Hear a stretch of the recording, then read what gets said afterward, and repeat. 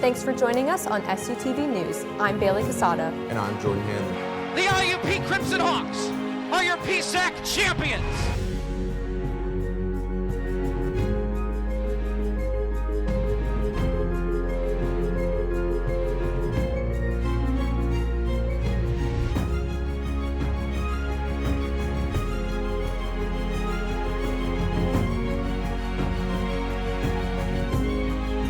He will take these 29 electoral votes.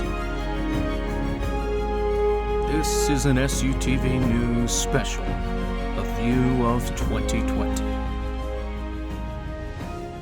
Good evening and welcome to an SUTV News special, A View of 2020. I'm Jacob Hitz. Tonight, we take a look back at the year that was in entertainment, and SUTV's Brady Fisher has the look back for us. In 2020, the entertainment industry saw a lot of firsts, both good and bad. Let's take a look back at some of the ups and downs in entertainment throughout the past year. In February, at the 92nd Academy Awards, Parasite became the first non-English language film to win the Best Picture award. In addition to the top award, Parasite also won 3 other awards, including Best Director. The Tony Awards happened virtually in 2020, and SUTV's Adam Beam was able to give us a recap on who won big. If any industry took a greater hit this year due to COVID-19, it was certainly the theater industry, as Broadway shut down all the way back in March and will now stay closed until June of 2021. Due to this closure, many shows set to make their debut have been forced to push back or flat out cancel altogether, as well as shows like Beetlejuice and Disney's Frozen not getting their proper final performances. However, the show will go on as this year's Tony Awards, which will be a virtual ceremony, announced their nominees yesterday. The nominees were announced by Broadway star James Monroe Iglehart, who won a Tony back in 2014 for his role as the genie in Aladdin. The 3 musicals that led the nominations, in fact, were the only musicals nominated. Those musicals were Jagged Little Pill, Moulin Rouge the Musical, and Tina, the Tina Turner Musical.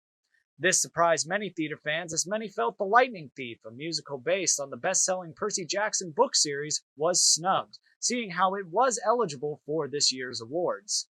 The biggest surprise of the announcement came with the nominees for leading actor in a musical, or should we say nominee.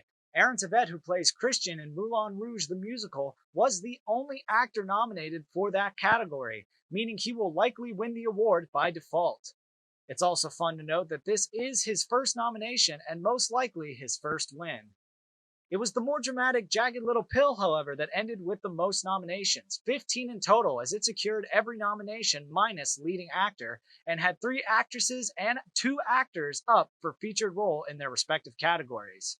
This was followed by Moulin Rouge the Musical with 14 nominations and Slave Play and Tina, the Tina Turner Musical, with 12 nominations each. In the play categories, the big leaders to look out for are Slave Play, The Inheritance, Seawall, A Life, which stars nominated actor Jake Gyllenhaal, and Betrayal, starring nominated actor Tom Hiddleston. Obviously, the nominations are very scarce, as this year's musical season was completely cut in half due to COVID-19, leaving many shows in limbo as to when they would return. Some musicals currently still up in the air include Mrs. Doubtfire, Six, which did have preview performances but canceled its March opening, The Music Man, starring Hugh Jackman and Sutton Foster, and Diana, which will now premiere on Netflix, though a release date has not been given. If proven profitable, this could be a new age of musical pro shots being purchased by streaming services, like Hamilton on Disney+. The Tony Awards as well currently do not have a date set in stone for the awards. The ceremony, however, will be a virtual affair, similar to the recent Emmy Awards. For SUTV News, I'm Adam Beam. In the music industry, 2020 saw new music from artists such as Taylor Swift and The Weeknd. Taylor Swift dropped not 1 but 2 surprise albums this year, the first titled Folklore and the second titled Evermore. These albums saw a departure from Swift's usual pop hits, in exchange for a folk music sound. Folklore was a massive hit in 2020, breaking the Guinness World Record for the biggest opening day for an album by a female artist on Spotify. The Weeknd released his catchy tune Blinding Lights to nearly non-stop radio plays. Unlike Taylor Swift, The Weeknd's hit song features a more upbeat sound, which many have found to be very catchy. The biggest entertainment story of 2020 was the shutdown of the industries that so many have come to love. The COVID-19 pandemic took its toll on the entertainment industry. Movie theaters, Broadway, concerts, and more had to close their doors for months, with some still not being open. While movie theaters remained closed for most of the spring and summer, one movie was determined to get people back into the theaters. Christopher Nolan's Tenet became one of the first movies to be shown in theaters that had just started to open back up. While financially, Tenet was not able to overcome the effects of the coronavirus, I did get a chance to check the film out and gave a brief review this past September. This past Monday, I had the opportunity to check out the new Christopher Nolan film, Tenet. Nolan is one of the hottest directors in Hollywood today, and his films have been beloved by critics and fans alike. So does Tenet live up to the hype? I believe it does, but the film is not without its issues. Tenet is easily Christopher Nolan's hardest film to understand. Tenet dares you to try to understand its complex themes and plot, and I'm not ashamed to say that even I had trouble understanding all of it. While the overall story is extremely hard to grasp, there are plenty of visuals that are flat out breathtaking.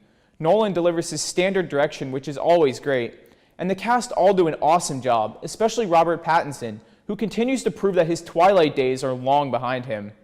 One major issue that I had with this film was the sound mixing. The music in the film and other natural sounds were so loud that at times it was hard to hear certain dialogue, some of which was extremely important to the plot. While I don't believe that this is the director's best work, Tenet proves that the director can make even the craziest of ideas feel real. From SUTV News, I'm Brady Fisher. 2020 will forever be known as the year that took many legends from us. Hollywood icon Kirk Douglas passed away in February at the age of 103. Douglas had been a star in Hollywood for over 60 years. King T'Challa himself, Chadwick Boseman, passed away at the young age of 43 after a battle with colon cancer, leaving behind a legacy that touched millions of people with his performances in Black Panther and 42. Everyone's favorite game show host, Alex Trebek, lost his battle with stage 4 pancreatic cancer this past November. Trebek continued to film Jeopardy episodes throughout the pandemic while continuing to be a daily viewing tradition for many American households. One way that 2020 has set the entertainment industry up for the future is through the ever-evolving streaming wars. In May, Warner Bros. Launched their highly anticipated streaming service, HBO Max. HBO Max is home to many beloved shows of the past, such as Friends and The Fresh Prince of Bel-Air. HBO Max also became the premier destination for the superhero film Wonder Woman 84. Netflix had a dominant 2020 with the release of the cultural phenomenon Tiger King. Released back in March, Tiger King showed us the life of Joe Exotic, a former zoo owner, and his longtime feud with big cat activist Carol Baskins. Netflix also released popular shows such as Love is Blind, The Queen's Gambit, and Outer Banks. Disney Plus continued to build on the success of The Mandalorian by releasing a second season this past fall. The second season saw the return of fan favorite Baby Yoda as The Mandalorian continues his quest to return Baby Yoda to his people. Disney Plus also premiered blockbuster films Mulan and Soul on its streaming platform. Mulan, a live-action remake of the 1998 animated film, premiered with a price tag of $30 in order to watch the film, which did not go over well with Disney Plus subscribers. Disney Pixar's Soul premiered on Christmas Day, this time without the price tag attached to it.